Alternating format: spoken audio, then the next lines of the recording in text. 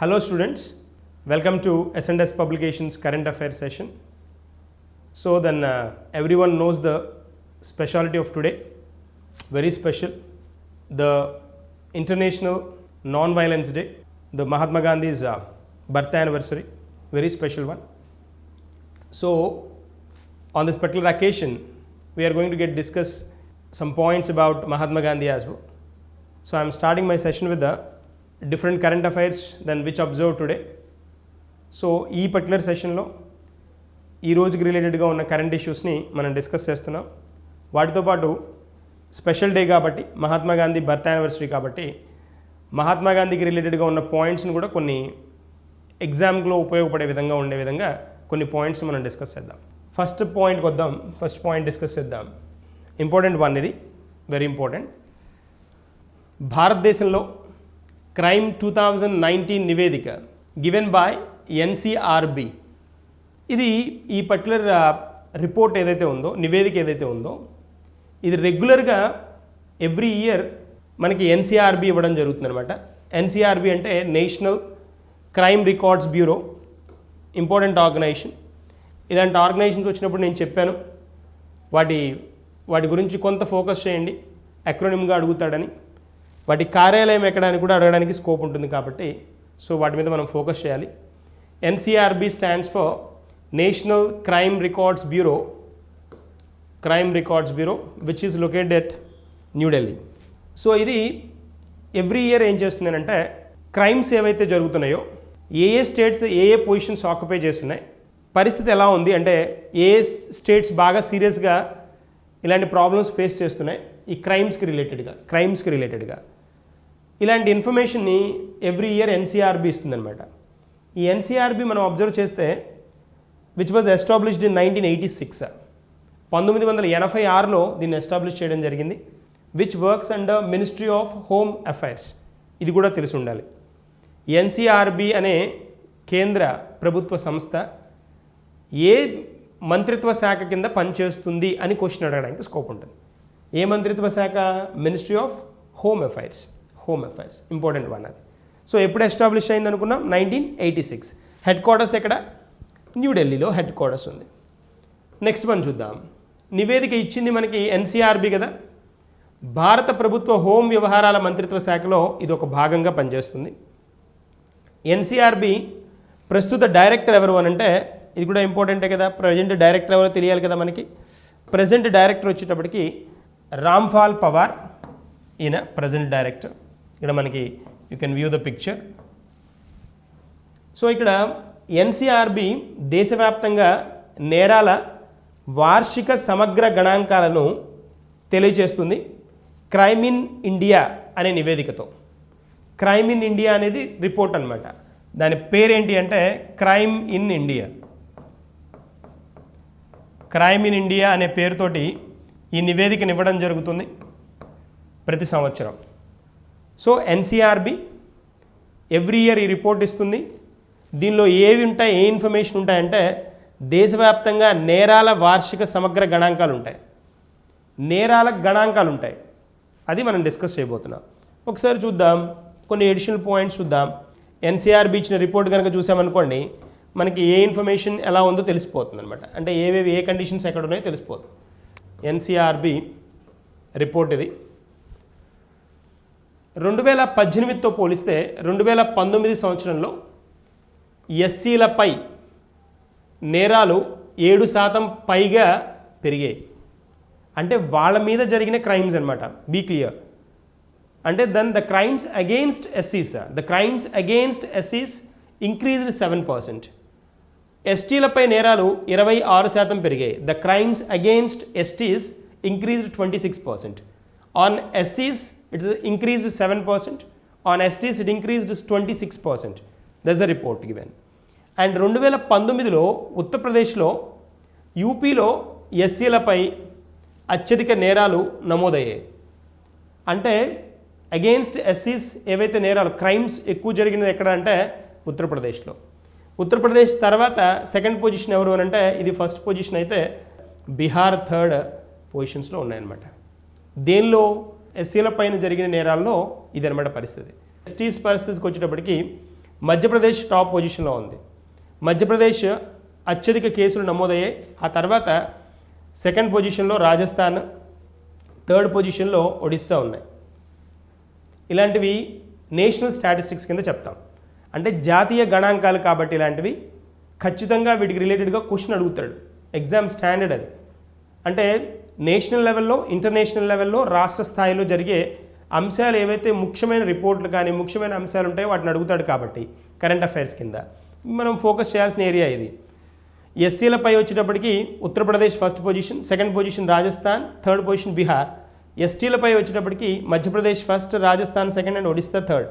ఈ రెండింటిలో కామన్గా ఉన్న స్టేట్ ఏదో చూడండి, రాజస్థాన్ కదా. రాజస్థాన్లో ఓవరాల్గా ఎస్సీలపై, ఎస్టీలపై నమోదయ్యే అంటే జరిగే నేరాలు ఎక్కువ శాతం ఉంటాయన్నమాట ఓవరాల్గా మనం చూస్తే. సో ఇది మనకి అండర్స్టాండింగ్ ఉపయోగపడేది. అంటే మనం దీన్ని బట్టి ఏం అర్థం చేసుకోవాలి అని అంటే ఓవరాల్గా స్టేట్స్లో డేంజర్ స్టేట్స్ అంటే కొంచెం ఇబ్బందికరమైన స్టేట్స్ ఏవి అనేది చెక్ చేసుకోవడానికి కూడా ఛాన్స్ దొరుకుతుంది అనమాట అలాంటి పరిస్థితి. సో ఇవి స్టాటిస్టిక్స్. నెక్స్ట్ ఇంకొన్ని పాయింట్స్ అడిషనల్గా చూద్దాం. మహిళలపై నేరాలు పరిస్థితికి వచ్చేటప్పటికి ఇక్కడ అబ్జర్వ్ చేయండి. మహిళలపై నేరాలు 2018 నుంచి 2019లో 7.3% పెరిగాయి. మనం రోజుకు ఒక ఇష్యూ వింటున్నాం. వెరీ రీసెంట్గా కూడా 2 days బ్యాక్ కూడా మళ్ళీ మనం ఉత్తరప్రదేశ్లో ఒక ఇష్యూ విన్నాం. సో ఓవరాల్గా మహిళలపై నేరాలు 2018 నుంచి 19లో 7.3% పెరిగాయి.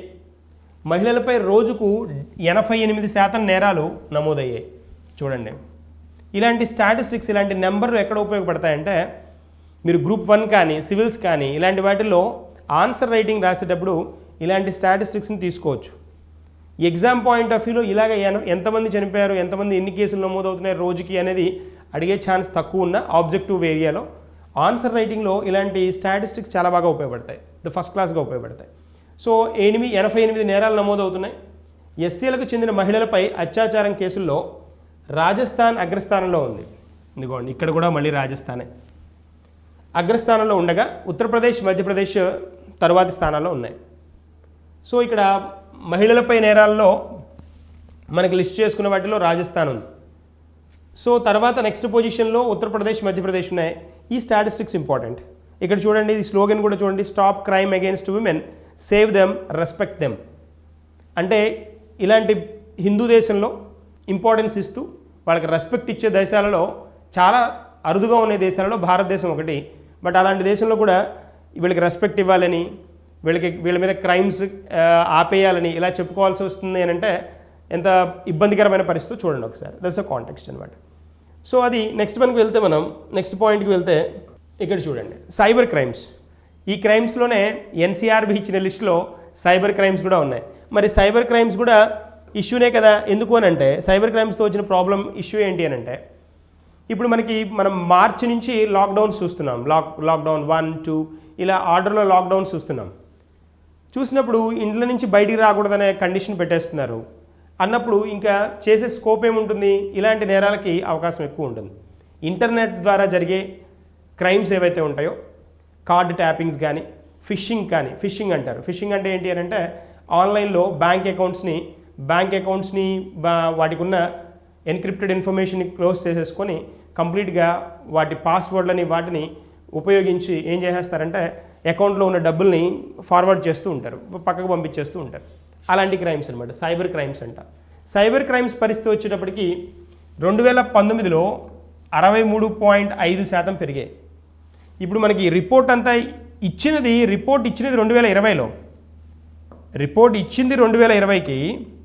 కానీ ఇవన్నీ ఏ సంవత్సరానికి సంబంధించినవి, ఏ సంవత్సరంవి డీటెయిల్స్ అంటే సంవత్సరం ఏది అని అంటే 2019లోవి. డేటా అంతా 2019లో జరిగింది, ఇచ్చింది 2020. ఆ పాయింట్ అర్థం అవ్వాలి. జనరల్గా ఇలాగే ఉంటాయి, అన్ని రిపోర్ట్స్ ఇలాగే ఉంటాయి. నమోదు చేయబడిన సైబర్ క్రైమ్ కేసుల్లో 60.4% లైంగిక దోపిడీ తర్వాత మోసం. 60.4% లైంగిక దోపిడీ.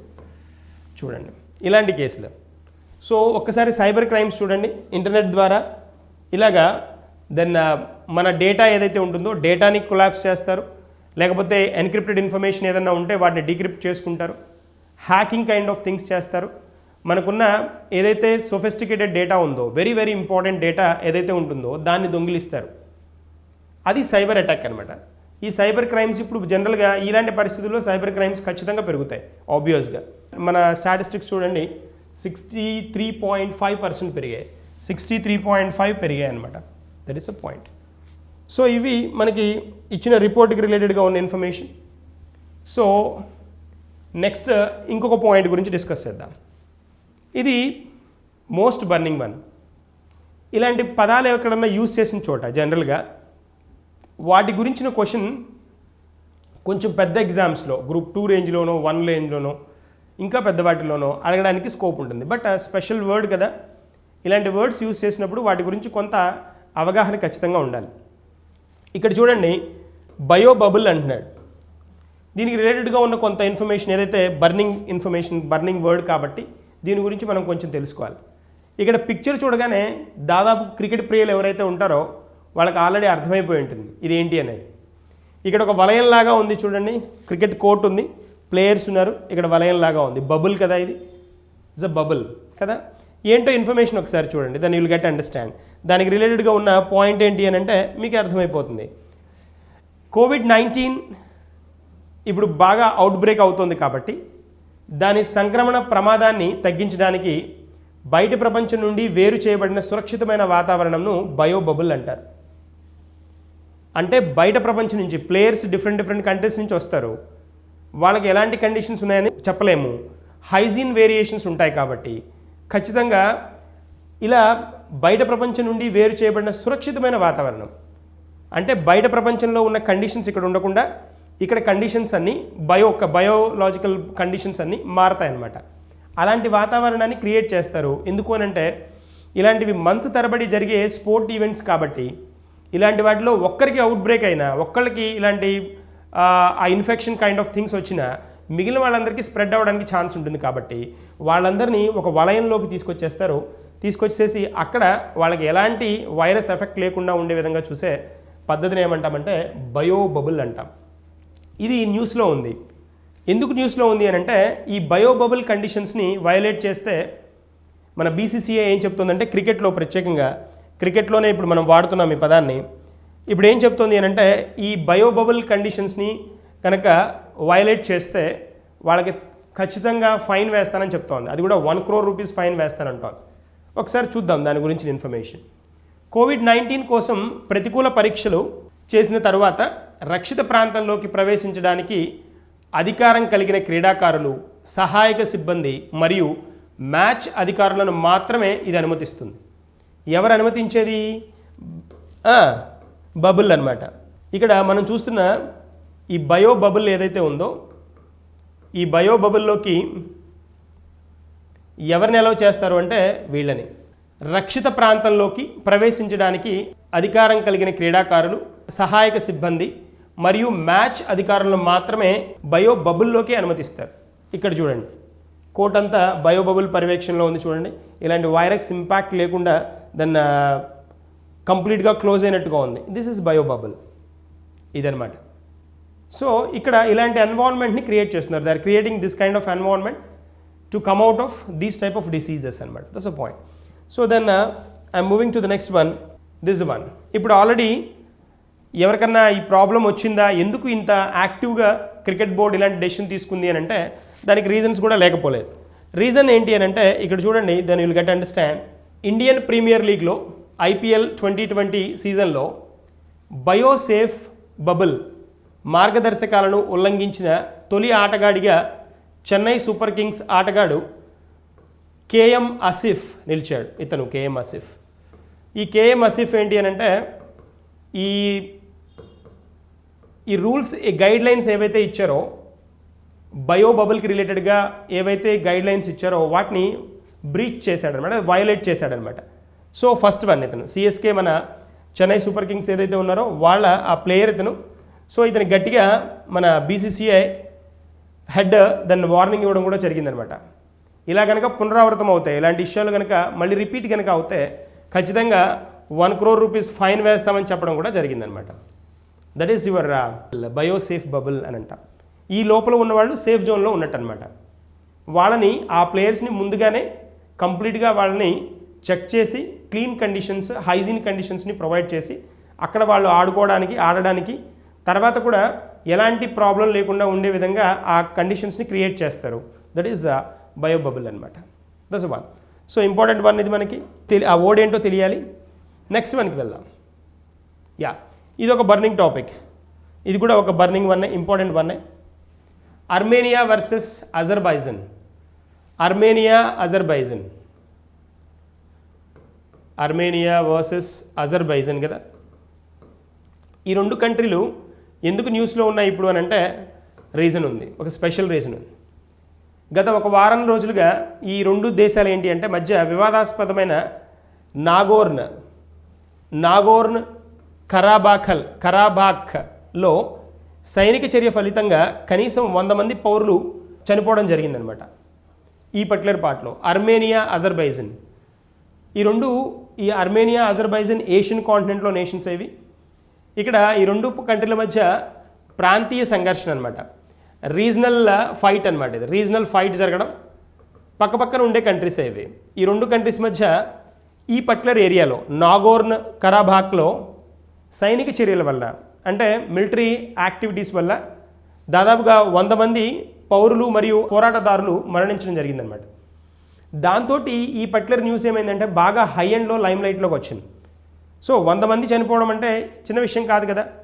మనకి ప్రపంచంలో ఇప్పుడు మనం అబ్జర్వ్ చేస్తే శాంతిని ఇన్వోక్ చేసే ఆర్గనైజేషన్స్ బోల్డ్ అని ఉన్నాయి.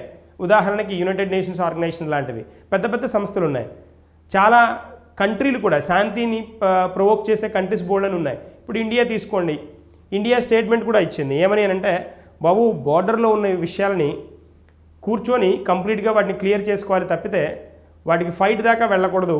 మేము ఆల్రెడీ ఎప్పటి నుంచో లాంగ్ రన్ నుంచి చేస్తుంది ఇదే అని ఇండియా సజెస్ట్ చేయడం కూడా జరిగింది. అంతే కదా. పాకిస్తాన్ ఎలాంటి గొడవలు చేసినా, ఎన్ని గొడవలు చేసినా బార్డర్లో ఇండియా రెస్పాండ్ చాలా నైస్గా అవుతుంది, చాలా స్మార్ట్ వేలో రెస్పాండ్ అవుతుంది. మన ప్రైమ్ మినిస్టర్ రెస్పాండ్ అయ్యేవి చాలా నైస్గా ఉంటుంది. చూడండి, మీరు అబ్జర్వ్ చేయండి. పాకిస్తాన్ గొడవ చేస్తుంది అనుకోండి బార్డర్లో, ఒక్కసారి మన ప్రైమ్ మినిస్టర్ ఆఫ్ ఇండియా ఏం చేస్తారు అంటే యూఎస్ విజిట్కి వెళ్ళి రావడము, ఇంకోటి చేస్తారు. అదేంటి బార్డర్లో గొడవ చేసినప్పుడు మరి ఫైట్ చేయమని ఆర్డర్స్ ఇవ్వాలి కదా అంటే no. Once the prime minister of India reaches the US or Japan, simply then the government says that be careful, otherwise we will take the support of that particular nation అని.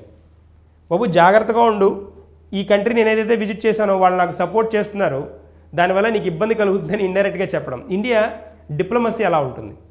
India handle చేసే వే డిప్లొమాటిక్గా, చాలా డిప్లొమాటిక్గా ఉంటుంది. Fight చేయడానికి చాలా తక్కువ ప్రాధాన్యత ఇస్తుంది అనమాట. అది పాయింట్. సో ఇప్పుడు ఈ రెండు నేషన్స్ మనకి ఎగ్జామ్ పాయింట్ ఆఫ్ వ్యూలో ఇంపార్టెంట్ ఏంటి అంటే పాత ప్రాంతీయ సంఘర్షణల మధ్య ఏ దేశాలు రీసెంట్గా న్యూస్లో ఉన్నాయని క్వశ్చన్ అడగడానికి స్కోప్ ఉంటుంది. So Armenia versus Azerbaijan. ఇప్పుడు కొంచెం దీని గురించి ఇంకొక పాయింట్ ఎడిషనల్గా వెళ్దాం. ఇదిగోండి, ఇక్కడ ఈ రెండు నేషన్స్ కనిపిస్తున్నాయి కదా మనకి, అజర్బైజన్, అర్మేనియా కనిపిస్తున్నాయి కదా. Have a look at this. ఈ రెండు చూడండి ఒకసారి. ఇది అజర్బైజన్ క్యాపిటల్ ఉంది ఇక్కడ చూడండి. అజర్బైజన్ క్యాపిటల్ బాకు అజర్బైజన్ రాజధాని అనమాట. తర్వాత ఇక్కడ అర్మేనియా ఉంది చూడండి. అర్మేనియా మీరు అబ్జర్వ్ చేస్తే ఇక్కడ ఈ లైట్ కలర్లో ఉన్నది అర్మేనియా అనమాట. అర్మేనియాకి వచ్చేటప్పటికి క్యాపిటల్ ఎరేవాన్ అనమాట. Yerevan. Azerbaijan capital Baku and Armenia capital Yerevan. ఇప్పుడు మరి ఈ గొడవ జరుగుతున్న ప్రాంతం ఏది అని అంటే అది ఇదనమాట, ఈ బార్డర్ అనమాట, ఇదనమాట. ఈ ఏరియా ఆల్మోస్ట్ ఎడ్జ్లో ఉన్న ఏరియా అనమాట. ఇక్కడ చూడండి, ఈ రెడ్ కలర్లో ఉంది కదా, ఈ ఏరియా అనమాట. నాగోర్నో అండ్ కరాబాక్ అని చెప్పుకున్నాం కదా, ఆ ఏరియా. ఇక్కడ ఫైట్ జరుగుతుంది ఇక్కడ అనమాట. ఇప్పుడు ఒక్కసారి అజర్బైజన్కి బార్డర్లు చూడండి. అజర్బైజన్ రష్యా చూడండి, రష్యాకి సౌత్ డైరెక్షన్లో ఉంది. తర్వాత జార్జియా కూడా ఉంది ఇక్కడ. ఇరాన్కి పైన ఉంది. ఇరాన్కి ఆల్మోస్ట్ నార్త్లో, రష్యాకి సౌత్లో, జార్జియా అజర్బైజన్కి ఆల్మోస్ట్ నార్త్ వెస్ట్ డైరెక్షన్లో ఉంది.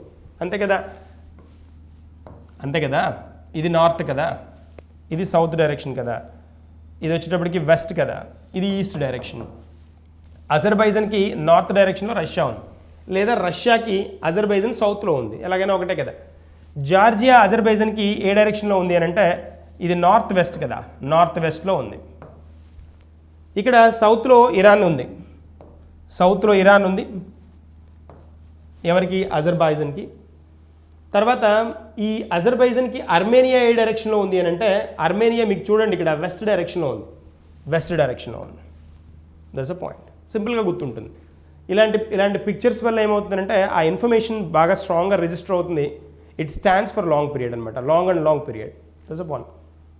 సో ఇది మనకి ఈ రెండు దేశాలకు మధ్య ఉన్న బార్డర్ ఇష్యూ అనమాట, అర్మేనియా అండ్ అజర్బైజాన్. ఓకే, తర్వాత నెక్స్ట్ వన్కి వెళ్దాం. నాగోర్న కరాబాక్ కదా ఈ లొకేషన్ అనమాట.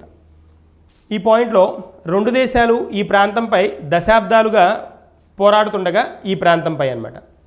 ప్రస్తుత వివాదం ఇటీవల సంవత్సరాల్లో అత్యంత తీవ్రమైనదిగా పరిగణించబడుతోంది. అత్యంత తీవ్రంగా పరిగణించబడింది ఈ పర్టికులర్ రీసెంట్ ఇయర్స్లో జరిగిన ఈ రెండు కంట్రీస్ మధ్య ఉన్న ఇష్యూ అనమాట. సో అది మనకి తెలియాలి, ఇంపార్టెంట్ వన్. సో తర్వాత ఇక్కడ నెక్స్ట్ వన్కి వెళ్దాం. మోహన్ దాస్ కరమ్చంద్ గాంధీ. ఇవాళ జనరల్గా ఎక్కువ మందికి మహాత్మా గాంధీ బర్త్ యానివర్సరీ అని తెలుసు, బర్త్ యానివర్సరీ అని. ఈ బర్త్ యానివర్సరీ మనకి ఎగ్జామినేషన్ పాయింట్ ఆఫ్ వ్యూలో ఎలా ఉపయోగపడుతుంది అనేది నేను ఇప్పుడు చెప్పబోతున్నాను. అంటే ఇలాంటి స్పెషల్ పర్సన్స్ కాబట్టి, వెరీ స్పెషల్ ఎమినెంట్ పర్సన్ కాబట్టి ఖచ్చితంగా ఈయనకి రిలేటెడ్గా అడిగే క్వశ్చన్స్ ఉంటాయి, పక్కా ఉంటాయి. తర్వాత ఇతనితో పాటు మన మహాత్మా గాంధీతో పాటు ఈరోజు లాల్ బహదూర్ శాస్త్రి కూడా జయంతి. సో వీళ్ళిద్దరి గురించి కొన్ని పాయింట్స్, వ్యాలిడ్ పాయింట్స్ చూద్దాం. అంటే ఎగ్జామినేషన్ పాయింట్ ఆఫ్ వ్యూలో ఏవి అవసరమో అవే మనం డిస్కస్ చేస్తున్నాం. లేదు అని అంటే మహాత్మా గాంధీ గురించి డిస్కస్ చేయాలి అంటే మనం అవర్స్ టుగెదర్ డిస్కస్ చేయొచ్చు. But no, exam point of వ్యూలో మనకి ఏవి అవసరమో వాటిని నేను హైలైట్ చేస్తున్నాను ఇక్కడ. మనకి తెలుసు మహాత్మా గాంధీ 2019 అక్టోబర్ 2కి 150 ఇయర్స్ ఫినిష్ అయ్యాయి, 150 సంవత్సరాలు. ఇది ఒక స్పెషాలిటీ, వెరీ స్పెషల్ ఇయర్. అంటే ఇవి మనకి ఫ్రీక్వెంట్గా కనిపిస్తుంటాయి. 2019 అక్టోబర్ 2 అనగానే మనకు ఒక స్కీమ్ గుర్తుకు రావాలి. 2014లో గవర్నమెంట్ ఆఫ్ ఇండియా ఇంట్రడ్యూస్ చేసిన ఒక వెరీ స్పెషల్ స్కీమ్, దాన్నే స్వచ్ఛ భారత్ అంటారు. స్వచ్ఛ భారత్, ఇండియాని క్లీన్ ఇండియాగా మార్చాలి అనేది మహాత్మా గాంధీ ఉద్దేశం. దాన్ని కంటిన్యూ చేస్తూ, దాన్ని కొనసాగిస్తూ మన ప్రధానమంత్రి ఎవరైతే ఉన్నారో 2014లో ఈ స్వచ్ఛ భారత్ అనే స్కీమ్ని స్టార్ట్ చేయడం జరిగింది. స్వచ్ఛ భారత్ స్కీమ్ 2014లో స్టార్ట్ అవుతే దాని డెడ్ లైన్ ఎప్పటిదాకా పెట్టారు అంటే 2019 అక్టోబర్ 2 దాకా పెట్టారు. ఈ 2019 అక్టోబర్ 2 ఎందుకు అని అంటే ఈ 2019 October 2 is the 150th birth anniversary of Mahatma Gandhi, 150th birth anniversary. ఇలాగా ల్యాండ్ మార్క్ ఇయర్స్ ఏవేవైతే ఉంటాయో ఆ ఇయర్లో స్పెషల్ థింగ్స్ని మహాత్మా గాంధీ నేమ్ మీద ఇంట్రడ్యూస్ చేశారు. అంటే ఫేజ్ 1 స్వచ్ఛ భారత్ ఫేజ్ 1 ఏదైతే ఉందో ఈ ఫేజ్ 1 ప్రోగ్రామ్ని 2014 నుంచి 2019 దాకా కొనసాగించాలి, 5 సంవత్సరాలు అనుకున్నారు. 2019 అక్టోబర్ 2 కల్లా స్వచ్ఛ భారత్ని ఫేజ్ 1ని అచీవ్ చేశామని గవర్నమెంట్ అఫీషియల్గా అనౌన్స్ చేయడం జరిగింది. 2019 is the year that is officially considered as 150th birth anniversary of Mahatma Gandhi. Very special. 2019 ఇంకొక ఇయర్ కూడా ఇంపార్టెంట్ ఉంది, 1969. 1969 అనగానే మనకు గుర్తొచ్చేది ఏంటి అంటే బ్యాంక్స్ నేషనలైజేషన్ గుర్తొస్తుంది. ద నేషనలైజేషన్ ఆఫ్ బ్యాంక్స్, భారత ప్రభుత్వ బ్యాంకులు ఏవైతే ఉన్నాయో 14 బ్యాంకులని జాతీయం చేయడం జరిగింది 1969. ఇదే ఇయర్ 1969కి మహాత్మా గాంధీ 100 ఇయర్స్ సెంచురీ అనమాట, 100th బర్త్ యానివర్సరీ అక్టోబర్ 2కి టర్న్ అయిందనమాట. వెరీ స్పెషల్ కదా. 100th birth anniversary 1969 100th birth anniversary. 2019 150th birth anniversary. ఓకేనా. ఈ 150th బర్త్ యానివర్సరీ అనగానే స్వచ్ఛ భారత్ గుర్తు రావాలి. 1969 అక్టోబర్ 2 100th బర్త్ యానివర్సరీ, 100 సంవత్సరాలు నిండాయి అనమాట, century నిండిందనమాట.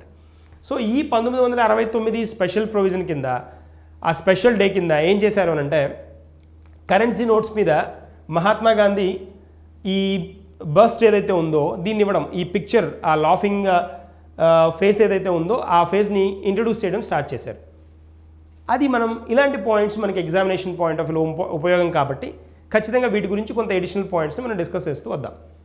So first and foremost మనకి ఇంపార్టెంట్ పాయింట్లో ఇక్కడ చూడండి ఒకసారి, వెరీ స్పెషల్ అకేషన్ కాబట్టి సో మనం we have to discuss about Mahatma Gandhi. Mohan Das Karamchand Gandhi ఒక భారతీయ న్యాయవాది, వలసవాద వ్యతిరేక జాతీయవాది మరియు రాజకీయ నీతి శాస్త్రవేత్త. బ్రిటిష్ పాలన నుండి భారతదేశం యొక్క స్వాతంత్రం కోసం విజయవంతమైన ప్రచారానికి నాయకత్వం వహిస్తూ అహింసా ప్రతిఘటనను ఉపయోగించారు మరియు ప్రపంచవ్యాప్తంగా పౌర హక్కులు మరియు స్వేచ్ఛ కోసం ఉద్యమాలను ప్రేరేపించారు. ఇదే కదా హైలైట్ పాయింట్స్ మనం మహాత్మా గాంధీ గురించి చెప్పేవి. ఒకసారి ఆ చైల్డ్హుడ్ చూద్దాం, మహాత్మా గాంధీ చైల్డ్హుడ్ చూద్దాం. న్యాయ విద్య పూర్తయిన తర్వాత మహాత్మా గాంధీ న్యాయవాదిగా పనిచేయడానికి చాలా కష్టపడ్డారు. ఇక్కడ మీరు ఇమేజెస్ చూడొచ్చు. ఇది వెరీ 6 years ఏజ్లో, ఇది 20+ yearsలో, అక్కడ 78 years ఏజ్లో ఆయన ఇమేజెస్ అనమాట. 1893లో 1893 దక్షిణాఫ్రికాలో తన కజిన్ న్యాయవాదిగా పనిచేయడానికి దక్షిణాఫ్రికాలో షిప్పింగ్ వ్యాపారం కలిగి ఉన్న దాదా అబ్దుల్లా నుండి అతనికి ఆఫర్ లభించింది. ఎప్పుడు అని అంటే 1893. అప్పటికి ఆయన లండన్లో బారిస్టర్ ఫినిష్ చేశారనమాట. బారిస్టర్ ఫినిష్ చేసిన తర్వాత ఇమ్మీడియట్గా ఉద్యోగం రాలేదని కదా చెప్పుకుంటున్నా. 1869 బర్త్ యానివర్సరీ. 1893లో దక్షిణాఫ్రికా వెళ్ళడం జరిగింది. దక్షిణాఫ్రికా వెళ్ళడం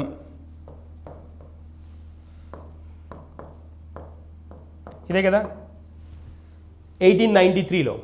సో అతను ఈ ప్రతిపాదనను అంగీకరించడం, దక్షిణాఫ్రికాకు వెళ్ళడం, ఇది తన రాజకీయ జీవితంలో మలుపు తిరిగింది అనమాట. అంటే ఇక్కడి నుంచి పొలిటికల్గా చాలా చేంజెస్ అతని లైఫ్లో రావడం స్టార్ట్ అయ్యాయి. దక్షిణాఫ్రికా వెళ్ళిన తర్వాత అక్కడ జరిగిన కొన్ని అవమానాలు ఏవైతే ఉంటాయో, నల్లజాతి వాళ్ళకి లేదా భారతీయులకి జరిగిన అవమానాలు ఏవైతే ఉన్నాయో వాటిని ఆయన ఛాలెంజ్గా తీసుకొని అక్కడ దాదాపుగా 21 years ఉండి అక్కడ చాలా చేంజెస్ తీసుకురావడం జరిగింది. అందుకని ఇప్పటికీ మనం గమనిస్తే సౌత్ ఆఫ్రికాలో చాలా ఏరియాలో, జోహాన్స్బర్గ్ వెరీ ఫేమస్, అక్కడ వాళ్ళ పార్లమెంట్లో కానీ కొన్ని సుప్రీంకోర్టు భవనాల్లో కానీ మన మహాత్మా గాంధీ స్టాచ్యూ కనిపిస్తుంది ఇప్పటికీ. రీజన్ ఏంటి అని అంటే వాళ్ళకి చాలా ప్రముఖమైన వ్యక్తి మన మహాత్మా గాంధీ. చాలా చేంజెస్ తీసుకురావడం మహాత్మా గాంధీ ఇంపార్టెన్స్ని చెప్తుందనమాట. భారతదేశంలో ఎంత ఇంపార్టెంటో సౌత్ ఆఫ్రికాలో కూడా ఆయన ఫుట్ ప్రింట్స్ని వదలడం జరిగింది. వెరీ స్పెషల్ అనమాట. సో అది పాయింట్. తర్వాత ఇక్కడ నెక్స్ట్ చూద్దాం.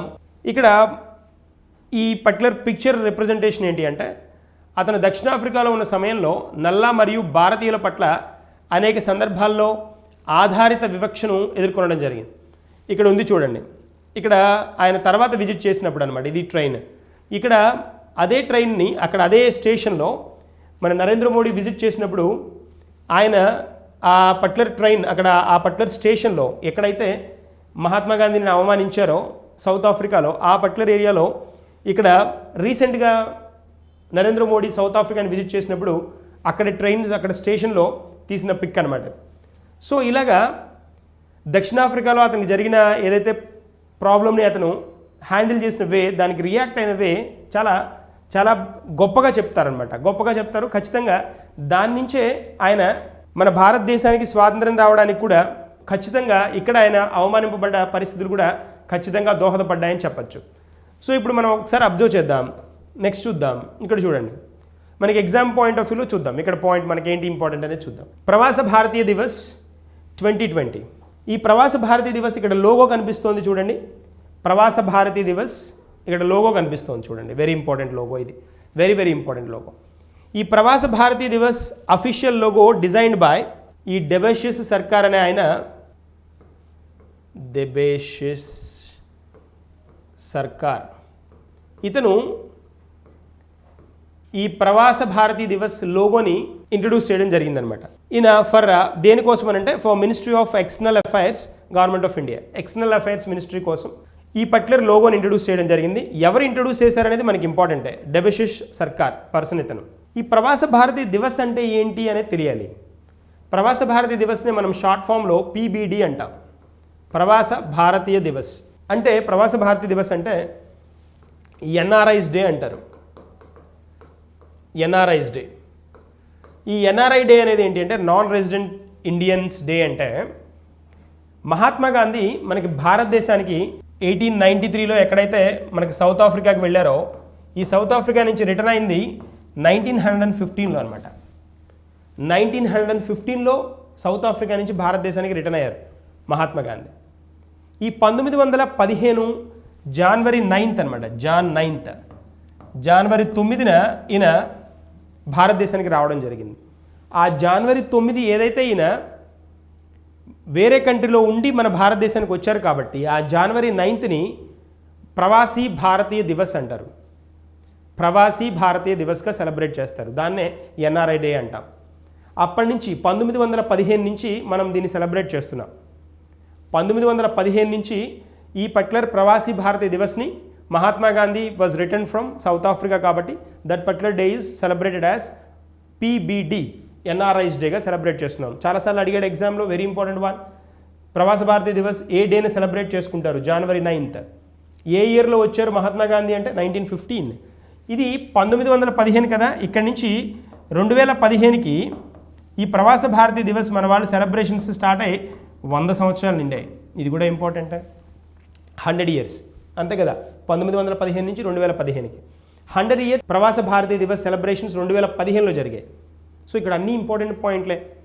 మహాత్మా గాంధీకి రిలేటెడ్గా అడిగే క్వశ్చన్స్లో, జనరల్గా అడిగే క్వశ్చన్స్లో ఇది చాలాసార్లు అడగబడిన క్వశ్చన్. ఇంపార్టెంట్ వన్ మనకి జనవరి 9th. జనరల్గా ఎవ్రీ ఇయర్ జనవరి 7th నుంచి జాన్ 7th నుంచి జాన్ 9th దాకా ఈ సెలబ్రేషన్స్ చేస్తారనమాట. వీటి ప్రత్యేకత ఏంటి అంటే మీరు ఈసారి జనవరి మంత్ రాగానే మీరు ఇది అబ్జర్వ్ చేయండి, మీకే తెలిసిపోతుంది, చాలా క్లియర్గా అర్థమైపోతుంది. ఇలాంటి ఈ పర్టికులర్ పార్ట్లో ఏం చేస్తారు అంటే ప్రవాస భారతీయ దివస్ కింద ఆ పర్టికులర్ డేస్న 7 నుంచి 9th లోపు ఏం చేస్తారు అంటే మన భారతదేశానికి సంబంధించిన భారతదేశ ఆరిజిన్ నుంచి వేరే దేశాల్లో వెళ్ళి బాగా హయ్యెస్ట్ పొజిషన్స్లో ఉన్న వాళ్ళు ఎవరైతే ఉంటారో, అంటే పెద్ద పెద్ద పొజిషన్స్లో ప్రెసిడెంట్లుగానో లేదా ఒక క్యాబినెట్లో మినిస్టర్లుగానో ఇంకో పొజిషన్లో వేరే కంట్రీలో ఎవరైతే ఉన్నారో ఇండియన్ ఆరిజిన్ వాళ్ళు అయి ఉండాలి, భారతదేశానికి సంబంధించిన మూలాలు ఉన్న వాళ్ళు అయి ఉండాలి. వేరే దేశానికి వెళ్ళి అక్కడ సెటిల్ అయిన వాళ్ళు ఎవరైనా ఉంటే వాళ్ళని మన దేశానికి ఈ పర్టికులర్ డేన చీఫ్ గెస్ట్గా పిలుస్తారు.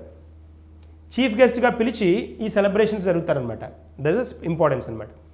అలాగా మనకి బాగా క్లోజ్గా ఉన్న కంట్రీలు ఏవైతే మారిషస్ కానీ, సింగపూర్ కానీ, తర్వాత డిఫరెంట్ నేషన్స్, ఇలాగా ట్రినాండ్ అండ్ టొబాగో కానీ, ట్రినాండ్ అండ్ టొబాగో అని నార్త్ అమెరికన్ నేషన్ ఒకటి ఉంది. ఇలాంటి కంట్రీల్లో మన వాళ్ళు బాగా హైయర్ పొజిషన్లో ఉన్నారు కాబట్టి వాళ్ళని చీఫ్ గెస్ట్గా ఈ పర్టికులర్ అకేషన్కి పిలుస్తారనమాట. చూడండి ఎంత ఇంపార్టెంట్ ప్రవాస భారతీయ దివస్. పీబీడీ కదా, ఎన్ఆర్ఐస్ డే అన్న ప్రవాస భారతీయ దివస్ అన్న ఒకటే, జాన్ 9th సెలబ్రేట్ చేసుకుంటాం. అది వై వీ సెలబ్రేట్ ప్రవాస Bharatiya Divas on that particular day. The Mahatma Gandhi was returned from South Africa. There is a reason. This is about Pravasa Bharati Divas. మీకు ఇది కూడా ఇంపార్టెంట్. డెబిషియస్ సర్కార్ ఈ లోగో ఏదైతే ఉందో ఇక్కడ మనకు కనిపిస్తున్న లోగోని డ్రా చేసింది ఎవరు అని అంటే, టర్న్ చేసింది, సజెస్ట్ చేసింది ఎవరు అని అంటే మన డెబిషియస్ సర్కార్. That's one. సో ఇట్లాగే నెక్స్ట్ ఇంకొక పాయింట్కి వెళ్దాం. మహాత్మా గాంధీ గురించి ఉన్న పాయింట్స్లో ఒక అడిషనల్ పాయింట్కి వెళ్దాం. ప్రవాస భారతీయ కేంద్రం, ఇది కూడా డ్యామ్ ష్యూర్ క్వశ్చన్, చాలా ఇంపార్టెంట్ క్వశ్చన్, చాలా ఇంపార్టెంట్ క్వశ్చన్. ఇక్కడ చూడండి ఒకసారి, మీరు అబ్జర్వ్ చేస్తే తెలిసిపోతుంది ఏంటి అని అంటే ఈ ప్రవాస భారతీయ కేంద్రం అని ఒకటి ఉంటుంది. ఈ ప్రవాస భారతీయ కేంద్రంలో ఏంటి అని అంటే ఈ ప్రవాస భారతీయ దివస్కి రిలేటెడ్గా ఉన్న ఇన్ఫర్మేషన్ అంతా, ఎవరిని చీఫ్ గెస్ట్గా పిలవాలి, ఎలాంటి సెలబ్రేషన్స్ చేయాలి, అలాంటి ఇన్ఫర్మేషన్ అంతా ఈ కేంద్రం చూసుకుంటుందన్నమాట. ప్రవాస భారతీయ కేంద్రం అంటాం. దాని పేరుని రీసెంట్గా మనకి మన ఎన్డీఏ లీడర్, బీజేపీ లీడర్ ఎవరైతే ఉన్నారో సుష్మా స్వరాజ్, ఆవిడ చనిపోయారు కాబట్టి ఆవిడ పేరు మీద ఈ ప్రవాస భారతీయ కేంద్రాన్ని సుష్మా స్వరాజ్ భవన్గా మార్చారు. సుష్మా స్వరాజ్ భవన్. ఇప్పుడు దాని పేరు ప్రవాస భారతీయ కేంద్రం కాదు, Sushma Swaraj Bhavan. Important point. Agreed. So చూడండి, దానికి రిలేటెడ్గానే వస్తున్నాం మనం. మహాత్మా గాంధీ బర్త్ యానివర్సరీకి రిలేటెడ్గా ఉన్న పాయింట్స్ మనం చూస్తున్నాం. ఇక్కడ చూడండి ఒకసారి, ప్రాంతీయ ప్రవాసీ భారతీయ దివస్ భారతదేశం వెలుపల నిర్వహించబడుతుంది. Important one. అంటే భారతదేశం బయట కూడా కొన్నిసార్లు ఏం చేస్తారంటే, వెలుపల అంటే బయట కదా, కొన్నిసార్లు ఏం చేస్తారంటే భారతదేశానికి అవుట్ సైడ్ కూడా ఈ ప్రవాస భారతీయ దివస్ చేయొచ్చు. కొన్ని సందర్భాల్లో ప్రవాస భారతీయ దివస్ వేరే దేశాల్లో కూడా చేసిన సందర్భాలు ఉన్నాయి, అది తెలియాలి. ప్రధాన కార్యక్రమం కోసం భారతదేశానికి ప్రయాణించలేని భారతీయ డయాస్పోరాను అనుసంధించడానికి అవకాశం ఇవ్వడం, ఇది 8 వేర్వేరు నగరాల్లో నిర్వహింపబడింది. సో ఈ ప్రవాస భారతీయ దివస్ ఏదైతే డయాస్పోరా ఉంటుందో, డయాస్పోరా అంటాం, అది ఇంగ్లీష్ వర్డ్. డయాస్పోరా అంటే అన్ని కమ్యూనిటీలని, అన్ని క్యాస్ట్ని, అందరినీ ఒక చోట ఒక చోటకి గ్రూప్గా ఫామ్ చేయడం అనమాట, డయాస్పోరా. అలాంటి ఇది 8 వేర్వేరు నగరాల్లో నిర్వహించబడింది భారతదేశానికి వెలుపల. 2015 సంవత్సరం 100 సంవత్సరాలు లేదా మహాత్మా గాంధీ తిరిగి వచ్చిన శతాబ్దం కాబట్టి పీబీడీ యొక్క 2015 వేడుక ఒక ప్రతీక, ఒక స్పెషల్ అనమాట. అంతే కదా, ఇందాక చెప్పుకున్నాం కదా 2015కి 1915లో మహాత్మా గాంధీ సౌత్ ఆఫ్రికా నుంచి రిటర్న్ అయ్యారని చెప్పుకున్నాం కదా. 2015కి 100 సంవత్సరాలు నిండాయి కాబట్టి ఆ celebrating 100 years of Mahatma Gandhi's return అని ఈ లోగోను కూడా ఇంట్రడ్యూస్ చేయడం, ఈ పర్టికులర్ పార్ట్ని ఇంట్రడ్యూస్ చేయడం కూడా జరిగిందనమాట. స్పెషల్ వన్ అది. సో ఇంకా మనం ఇంకొక కొన్ని పాయింట్స్ చూస్తే, ఒక 1 or 2 పాయింట్స్ అడిషనల్గా చూస్తే, ఇక్కడ చూడండి బుక్స్. ఇక్కడి నుంచి కూడా చాలాసార్లు బుక్స్ అడిగాడు. మహాత్మా గాంధీ రాసిన బుక్స్, మహాత్మా గాంధీ మీద రాసిన బుక్స్, వేరే వాళ్ళు మహాత్మా గాంధీ పేరుతోటి మీద రాసిన బుక్స్ కూడా కొన్ని ఉన్నాయి కదా. బట్ మనకి ఎక్కువసార్లు ఎగ్జామినేషన్ పాయింట్ ఆఫ్ వ్యూలో బాగా అడిగిన స్కోప్ ఉన్నది ఏంటి అని అంటే, అడిగినది ఏంటి అని అంటే this one, autobiography of Mahatma Gandhi.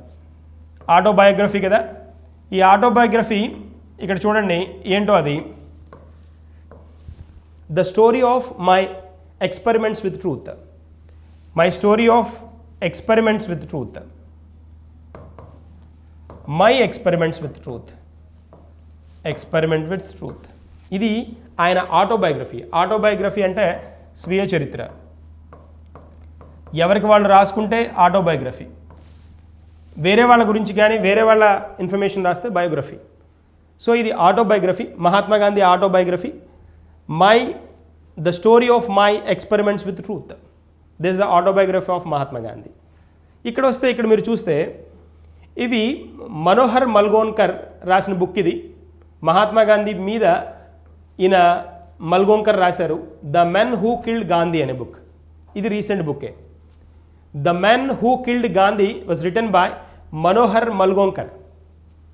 తర్వాత truth and power, Gandhi's political philosophy.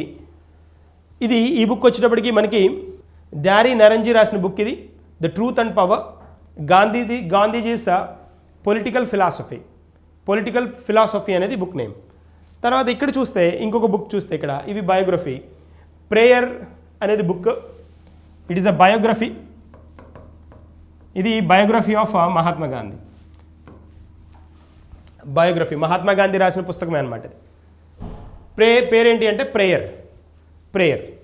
So తర్వాత ఇక్కడ ఇది వచ్చినప్పటికీ ఆటోబయోగ్రఫీ, అతని స్వీయ చరిత్ర, ఆయన లైఫ్ గురించి, ఆయన వాటి గురించి రాసింది.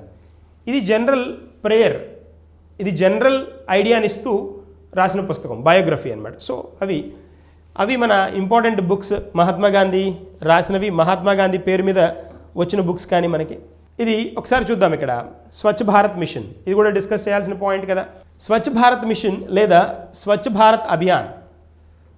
భారత్ అభియాన్ లేదా క్లీన్ ఇండియా మిషన్ కదా అనేది బహిరంగ మల విసర్జనను తొలగించడానికి ఓడిఎఫ్ అంటాం కదా. బహిరంగ మల విసర్జన అంటే ఓడిఎఫ్ అంటాం, ఓపెన్ డెఫికేషన్ అంటారు. ఓపెన్ డెఫికేషన్,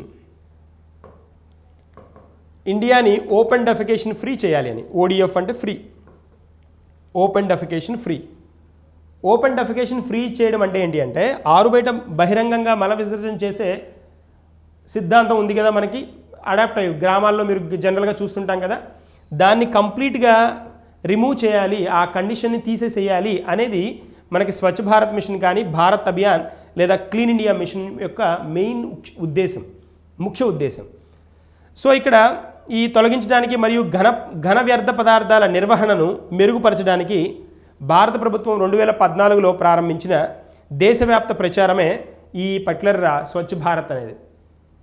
ఈ మిషన్ యొక్క మొదటి దశ అక్టోబర్ 2019 వరకు కొనసాగింది. అంతే కదా, ఇందాక చెప్పుకున్నాం కదా, మొదటి దశ ఫేజ్ 1 ఎప్పటిదాకా అంటే 2019 అక్టోబర్ 2 దాకా అనమాట. తర్వాత దశ అంటే రెండవ దశ ఎప్పటి నుంచి అని అంటే 2020-21 నుండి 2024-25 దాకా అనమాట. ఇది ఫేజ్ 2. ఇది పాయింట్, ఇది చెప్పుకున్నాం. ఎగ్జామ్లో కూడా అలాగే అడుగుతాడు. ఫేజ్ 1 డ్యూరేషన్ ఎక్కడి నుంచి 2014 నుంచి 2019 దాకా. సెకండ్ ఫేజ్ ఎక్కడ 2020-21 నుంచి 2024-25 దాకా. సెకండ్ ఫేజ్ అది. దట్స్ అ పాయింట్, ఈజీగా గుర్తుండేది. జస్ట్ మనం సింపుల్గా గుర్తుపెట్టుకోవచ్చు ఇక్కడ. ఎలాగంటే బీజేపీ గవర్నమెంట్ ఫస్ట్ టర్మ్ కదా ఇది, సెకండ్ టర్మ్ కదా ఇది, 2019 అనుకోండి, 19 నుంచి 25 దాకా, 24లో మళ్ళీ ఎలక్షన్స్ ఉన్నాయి కదా. సో సెకండ్ టర్మ్ అనమాట. Same phase 1 phase 2. ఓకేనా, యాజ్ సింపుల్ యాజ్ దట్ అనమాట. సో ఇంపార్టెంట్ ఇది. ఓడిఎఫ్ మర్చిపోకండి. ఓపెన్ డెఫికేషన్ ఫ్రీ అంటాం ఇంగ్లీష్లో. ఆరు బయట మల విసర్జనని కంప్లీట్గా క్లియర్ చేయడం అనేది మనకి Swachh Bharat objective, main objective. అంతేకాకుండా మీరు గమనించుంటే, మీరు జనరల్గా పర్సనల్గా కనుక గమనించుంటే, ఘన వ్యర్థ పదార్థాలని తర్వాత తడి వ్యర్థ పదార్థాలని వేరువేరుగా వేరే వేరే చోట మెయింటైన్ చేసే పద్ధతి కూడా వచ్చింది స్వచ్ఛ భారత్తోనే. ఇది మనం తెలియకుండానే అడాప్ట్ చేసుకున్నాం. అది ఎక్కడి నుంచి వచ్చిందనే పార్ట్ మర్చిపోయాం. చాలా విలేజెస్ చూడండి, చాలా ఏరియాస్ మీరు చూడండి, తడి చెత్త పొడి చెత్తను వేరువేరుగా తీసుకునే మెకానిజం ఉంది కదా, అది స్వచ్ఛ భారత్తోనే వచ్చింది. That is a one. Okay, that is about Swachh Bharat. చూడండి ఎన్ని చేంజెస్ తీసుకొచ్చారో ఈ స్పెషల్ పర్సన్ పేరు మీదుగా. కాబట్టి వెరీ డిజర్వ్డ్ వన్ కదా. ఎన్ని చేంజెస్ వచ్చాయో చూడండి సొసైటీలో, మీకే అర్థమవుతాయి. నెక్స్ట్ వన్ చూడండి, ఇది కూడా ఒకటి, ఇది ఇంకా స్పెషల్. సుమారు అర్ధ శతాబ్దం క్రింద అంటే దాదాపు 50 సంవత్సరాల క్రితం పుట్టిన శతాబ్ది సందర్భంగా 100 రూపాయల స్మారక కరెన్సీ నోట్లో మహాత్మా గాంధీ చిత్రం మొదటిసారి కనిపించింది. ఎప్పుడు అనంటే 1969లో. అంతే కదా, 2019, 20, 2020లో ఉన్నామనంటే 50 సంవత్సరాల క్రితం అంటే ఎంత? 2019 నుంచి 50 సంవత్సరాల క్రితం కదా. 2019, 20 నుంచి 50 సంవత్సరాల క్రితం అంటే 1969. 1969లో ఈ 100 రూపీస్ నోట్ని ఇంట్రడ్యూస్ చేయడం జరిగిందనమాట. స్మారక కరెన్సీ నోట్లు అంటున్నాడు. Very very important. స్మారక అంటే ఇంగ్లీష్లో ఏమంటామంటే కమామరేషన్ అంటాం. కమామరేషన్ అంటే గుర్తుగా, స్మారకంగా అంటే గుర్తుగా. ఒక పర్సన్ గుర్తుగా కనుక, ఒక ఆర్గనైజేషన్ గుర్తుగా కనుక ఏదన్నా నోట్లను కనుక రిజర్వ్ బ్యాంక్ ఆఫ్ ఇండియా కనుక ప్రింట్ చేస్తే, ముద్రిస్తే వాటిని ఏమంటారంటే స్మారక కరెన్సీ నోట్లు అంటారు. వాటిని ఇంగ్లీష్లో కమామరేటివ్ కరెన్సీ ఆర్ కమామరేటివ్ కాయిన్స్ అంటాం అనమాట. That is point. So here ఇక్కడ 100 రూపీస్ నోట్ని ఇంట్రడ్యూస్ చేశారు.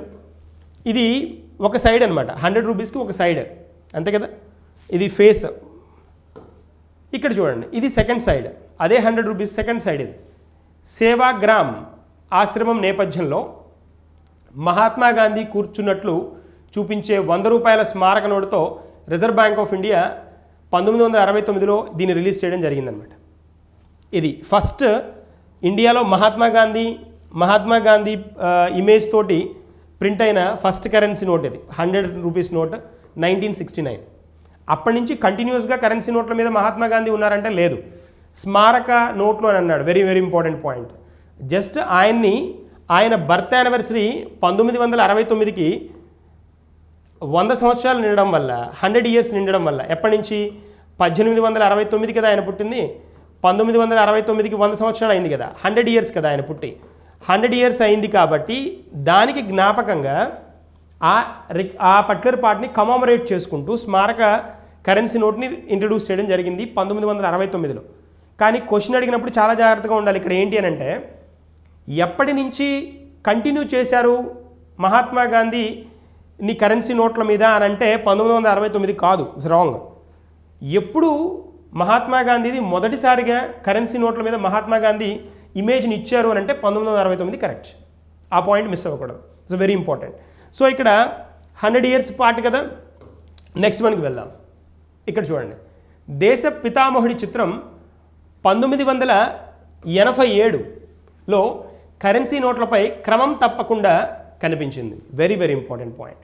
ఎప్పటి నుంచి కంటిన్యూస్గా మహాత్మా గాంధీ ఫోటో కరెన్సీ నోట్ల మీద వస్తోంది, ఇమేజ్ వస్తోంది అంటే 1987 నుంచి. మరి 1969 ఏంటి అని అంటే, మొదటిసారిగా కరెన్సీ నోటు మీద మహాత్మా గాంధీ ఇమేజ్ ఇవ్వడం జరిగింది 1969. ఎందుకు ఇచ్చారు 1969 అంటే స్పెషల్, మనకు తెలుసు 100 ఇయర్స్ నిండాయి కదా, మహాత్మా గాంధీ బర్త్ యానివర్సరీ అయ్యి 100 ఇయర్స్ కదా. అది సెలబ్రేషన్స్ కోసం ఆ పర్టికులర్ అకేషన్ బేస్ చేసుకొని they were introduced, reserve bank of India introduced this particular currency అనమాట. 1987లో కరెన్సీ నోట్లపై క్రమం తప్పకుండా కనిపించింది. అదే సంవత్సరం అక్టోబర్లో నవ్వుతున్న గాంధీని, ఇది ఇమేజ్, నవ్వుతున్న గాంధీని చూపించే 500 రూపాయల నోటు చూడండి, 500 రూపీస్ నోట్ కదా, నోట్ల శ్రేణిని ప్రారంభించడం జరిగింది రిజర్వ్ బ్యాంక్ ఆఫ్ ఇండియా. నవ్వుతున్న మహాత్మా గాంధీ ఫోటోని 500 రూపాయల నోటు మీద ఏ సంవత్సరం అని అంటే 1987. ఇది అంతా మనం డిస్కస్ చేస్తోంది ఒక వ్యక్తి పుట్టినరోజు గురించే మాట్లాడుకుంటున్నాం మనం. ఎన్ని పాయింట్స్ చెక్ చేసుకోవచ్చో చూడండి. ఏ విధంగా ఎగ్జామినేషన్లో అడగడానికి స్కోప్ ఉందో ఒకసారి మీరు చెక్ చేసుకోండి. కన్ఫామ్గా అడుగుతాడు, ఖచ్చితంగా అడుగుతాడు. తర్వాత ఇక్కడ ఇంకొక పాయింట్ చూస్తే ఇక్కడ చూడండి, ఇది కూడా ఇంపార్టెంటే. ఇది ఎలా ఇంపార్టెంటో ఎగ్జామ్లో ఎలా అడుగుతాడో చూడండి. ఇక్కడ very special. The banknotes in Mahatma Gandhi series 1996 were issued in the denominations of 5, 10, 20, 50, 100, 500 and 1000. Mahatma Gandhi series అంటారు వీటిని, ఎంజీ సిరీస్ అంటాం. మహాత్మా గాంధీ సిరీస్ ఏ సంవత్సరం నుంచి స్టార్ట్ అయిందంటే బాబు 1996 కరెక్ట్. ఆప్షన్స్లో 1987 ఉంటుంది, 1969 ఉంటుంది. స్టూడెంట్లు ఆవేశంగా ఉంటే ఇవి వెళ్ళిపోతాయి, ఆప్షన్స్ క్లోజ్ అయిపోతాయి. ఆన్సర్ 1996 ఆప్షన్లో ఉంటుంది. మహాత్మా గాంధీ సిరీస్ స్టార్ట్ అయింది 1996 నుంచి. ఇక్కడ మీరు సిరీస్ చూడొచ్చు, 5, 10, 20, 50, 100, 1000, 5 ఇవే పార్ట్. ఇవి సెకండ్ ఫేజ్ అనమాట, డిఫరెంట్ సైడ్ అనమాట, నెక్స్ట్ సైడ్ అనమాట. అవి సెకండ్ సైడ్. ఒకసారి చూడండి, ఇమేజ్ చూడండి, మీకు అర్థమైపోతుంది. వెరీ స్పెషల్గా ఉంది కదా. ఇప్పుడు మనం వాడుతున్న వాటిలో ఇది లేదు కదా, ఈ కరెన్సీ నోట్ లేదు. దాదాపుగా ఇవన్నీ రెగ్యులర్గా ఉన్నాయి. 5 రూపీస్ నోట్ కొన్ని రోజులు ప్రింటింగ్ ఆపడం జరిగిందేమో కానీ, బట్ మిగిలినవన్నీ ఖచ్చితంగా మనం యూజ్ చేసినవే అనమాట. ఇవన్నీ మనం చూసినవే. ఈవెన్ 1000 రూపీస్ నోట్ కూడా మనం వాడాం కదా. 1000 రూపీస్ నోట్ కూడా ఒక స్పెషల్ ఇయర్ ఉంది కదా, 2016 నవంబర్ 8 కదా. ఈ నవంబర్ 8 దాకా కూడా వాడాం మనం.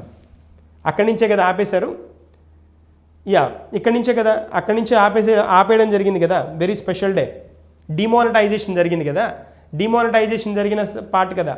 ఇక్కడ ఈ 1000 రూపాయల నోట్ని ఆపేసేసి దాని ప్లేస్లో ఏం చేశారు అని అంటే 2000 రూపాయల నోట్ని ఇంట్రడ్యూస్ చేయడం, దాంతోపాటు కొత్త 500 రూపాయల నోట్ని, ఇంకొక 500 రూపాయల నోట్ని ఇంట్రడ్యూస్ చేయడం జరిగింది. Very very special day, November 8. Is a demonetization of currency notes for invoked. So ఇవి మనకి కరెన్సీ నోట్స్ గురించిన మహాత్మా గాంధీ సిరీస్.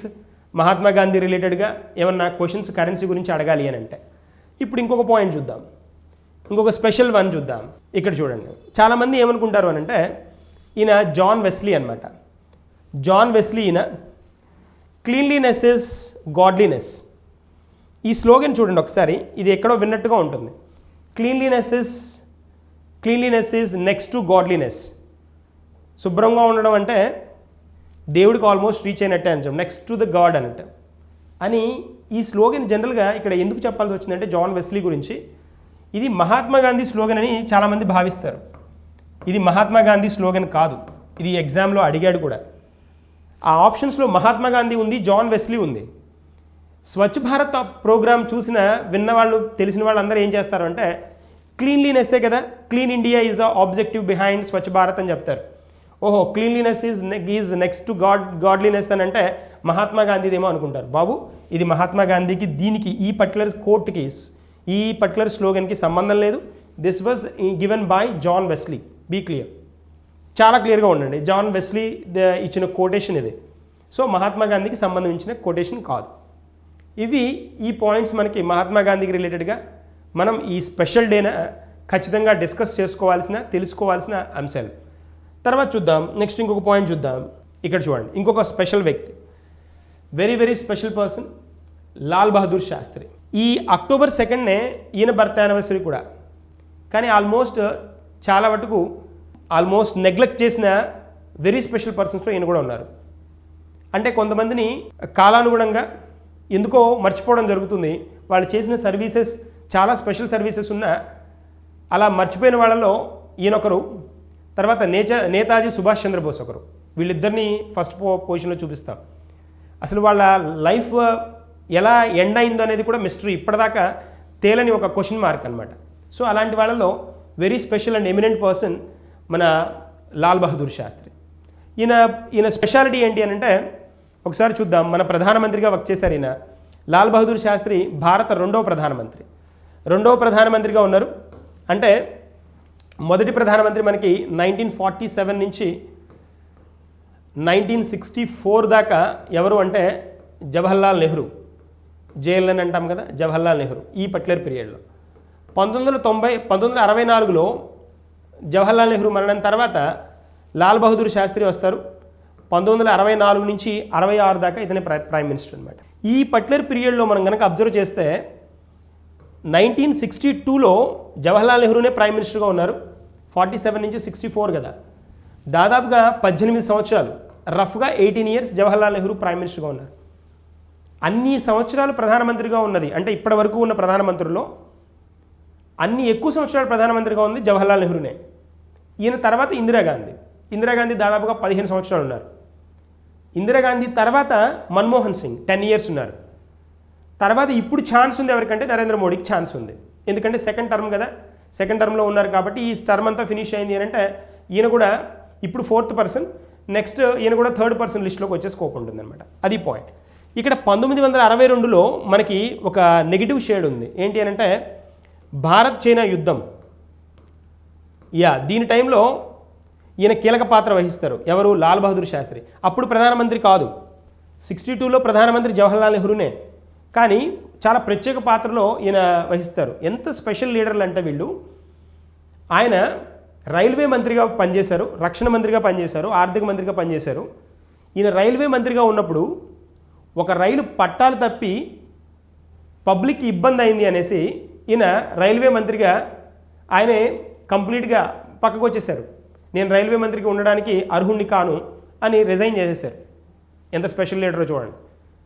ఇప్పుడున్న పరిస్థితులు కనుకోండి, రోజుకో రైలు పాడైపోతూ ఉంటుంది, మినిస్టర్లు రోజుకొకరు మారాల్సి వస్తుంది, అలాంటి కండిషన్. ఇక్కడ చూడండి. So very eminent person. ఈ 62లో భారత్ చైనా యుద్ధం ఒకటి. తర్వాత ఇంకొకటి ఏంటి అంటే 65లో ఈయనే ప్రైమ్ మినిస్టర్గా ఉన్నారు. ఆ టైంలో మనకి ఇండియా పాకిస్తాన్ వార్ జరిగింది. ఇప్పుడు ఈ పర్టికులర్ వార్ అప్పుడు ఈయన ప్రైమ్ మినిస్టర్గా ఉన్నారు. సో అంటే చాలా ఈయనున్న పీరియడ్ చాలా తక్కువ పీరియడ్. ఎగ్జాక్ట్గా ఉన్నది 19 months, 19 నెలలు ఉన్నారు ఈయన. 19 months ఉన్నప్పటికే చాలా ప్రాబ్లమ్స్ ఫేస్ చేశారన్నమాట ఆ గ్యాప్లోనే. తర్వాత ఈయన డెత్ కూడా ఇప్పటికీ mystery. No one knows then how he has passed away. That's a context అనమాట. ఇప్పుడు చూద్దాం, ఇక్కడ ఇంకొన్ని అడిషనల్ పాయింట్స్ చూద్దాం. ఈయన ఉన్న టైంలో ఇక్కడ చూడండి ఒక స్పెషల్ వన్, ఇది చాలామందికి తెలియదు, చాలామంది రికగ్నైజ్ చేయని పాయింట్ ఇది. చూడండి ఒకసారి, గుజరాత్ ఆనంద్ మిల్క్ డైరీ, అమూల్ పాల ఉత్పత్తులు, ఇది ఇప్పటికి కూడా మనకు తెలుసు కదా, ఇప్పటికీ ఉంది కదా అమూల్ పాల ఉత్పత్తులు వింటాం కదా, అది అమూల్ ప్రోడక్ట్ ఇది ఎవరిది అని అంటే ఆనంద్ మిల్క్ డైరీ అనమాట. ఇదిగోండి మీకు గుజరాత్లో ఉంది అది, ఆనంద్ మిల్క్ డైరీ గుజరాత్. ఇది దీని గురించి ఉన్న స్పెషల్ పాయింట్ చూడండి. ఇక్కడ ఈ అమూల్ పాల ఉత్పత్తుల సహకారానికి మద్దతు ఇవ్వడం ద్వారా మరియు జాతీయ పాలాభివృద్ధి మండలిని సృష్టించడం ద్వారా భారతదేశ ఆహార ఉత్పత్తిని పెంచాల్సిన అవసరాన్ని నొక్కి చెప్పిన శాస్త్రి 1965లో భారతదేశంలో హరిత విప్లవాన్ని ప్రోత్సహించారు. Very important. హరిత విప్లవం వచ్చింది ఎప్పుడు అంటే 1965 అని చెప్తాం, అదే కదా హరిత విప్లవం అంటే. మనం జనరల్గా వైట్ రెవల్యూషన్ అంటాం, వైట్ రెవల్యూషన్ కదా, వైట్ రెవల్యూషన్ అంటాం. White revolution, whose the father of white revolution? Father of white revolution Verghese Kurien కదా, వర్గీస్ కురియన్. ఈ Verghese Kurien father of white revolution.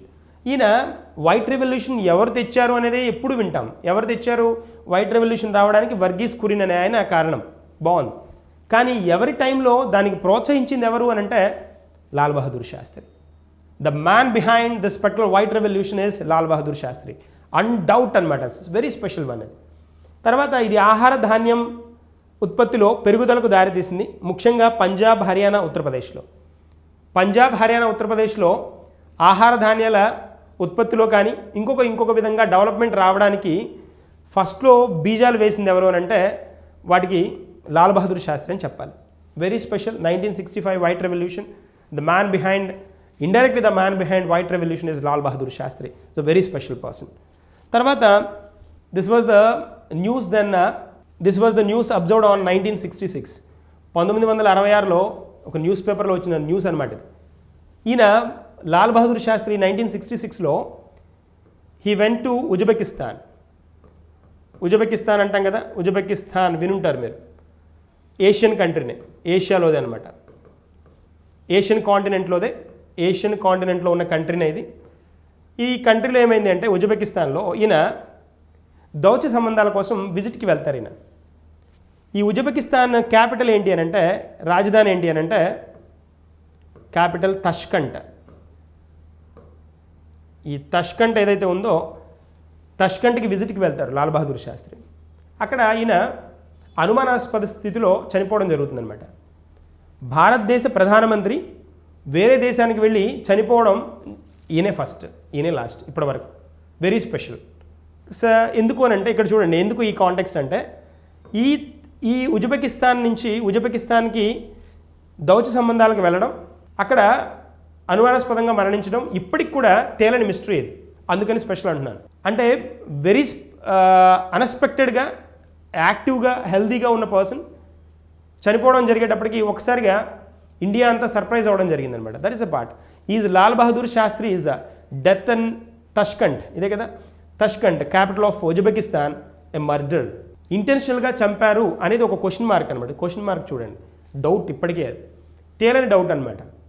So అది అలా ఒక special leader, then due to some different reasons then he passed away అనమాట.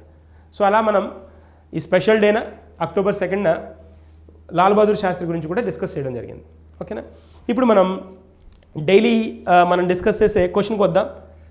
మనం daily question ఒకటి discuss చేస్తున్నాం కదా, ఈరోజు క్వశ్చన్కి వద్దాం. ఈరోజు క్వశ్చన్ చాలా స్పెషల్గా ఉంటుంది.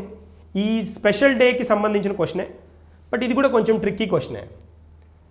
మహాత్ముని నోట ఎప్పుడూ వినిపించే రఘుపతి రాఘవ రాజారాం అనే వాక్యం ఎవరు రచించిన పుస్తకంలో నుండి తీసుకున్నారు? Very very special one. Options చూద్దామా? ఆప్షన్స్ చూడండి. రామాచార్య, రంగాచార్య, లక్ష్మణాచార్య, కృష్ణాచార్య. ఇది రైమింగ్ ఇచ్చాడు చూడండి. ఇలా రైమింగ్ ఇచ్చాడు అని అంటే కొంచెం ఆన్సర్ తెలియకపోతే కష్టమే. రైమింగే కదా ఇక్కడ, రామాచార్య, రంగాచార్య, లక్ష్మణాచార్య, కృష్ణాచార్య. బట్ ఇది ఎక్కడి నుంచి తీసుకున్నారు అని అంటే, ఇది భజన్స్ ఉన్నాయి. భజన్ అన్నాను కదా, భజన్స్. నామరామాయణం అని భజన నుంచి నామరామాయణం, రామాయణం అనే భజన నుంచి ఈ పదాన్ని తీసుకోవడం జరిగిందనమాట. ఏంటది? రఘుపతి రాఘవ రాజారాం. మనం వింటాం కదా, బాగా ఫేమస్ సెంటెన్స్ కదా, వెరీ ఫేమస్ సెంటెన్స్ కదా. That was taken from Lakshmanacharya. Answer మనకి లక్ష్మణాచార్య. ఈయన రాసిన నామరామాయణం అనే భజనల నుంచి ఈ పర్టికులర్ పదాన్ని తీసుకోవడం జరిగిందనమాట. Very special one. Lakshmanacharya was return this particular one అనమాట. లక్ష్మణాచార్య నామరామాయణం నుంచి తీసుకోవడం జరిగిందనమాట. That's one. సో మనకి ఆన్సర్ ఏంటి ఇక్కడ? Lakshmanacharya is answer. ఇది ఆన్సర్. That's one. సో దీంతో మనకి ఈరోజు కరెంట్ అఫైర్స్ సెషన్ ఫినిష్ అయింది. సో నెక్స్ట్ సెషన్లో ఎడిషనల్ కాన్సెప్ట్స్ తోటి, కొన్ని కొత్త కరెంట్ అఫైర్స్ తోటి మనం నెక్స్ట్ సెషన్లో కలుద్దాం.